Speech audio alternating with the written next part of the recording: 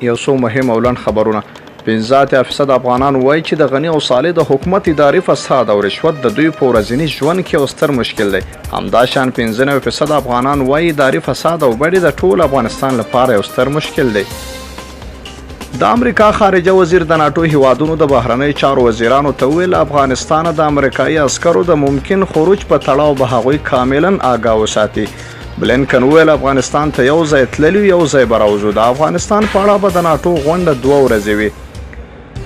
د ایشیا فاونډیشن د 2020 سروې ښیي چې 80% افغانان کورنۍ وایي چې تر 2019 میلادي کال اقتصاد او مالي وضع زیاته خرابه شوې ده.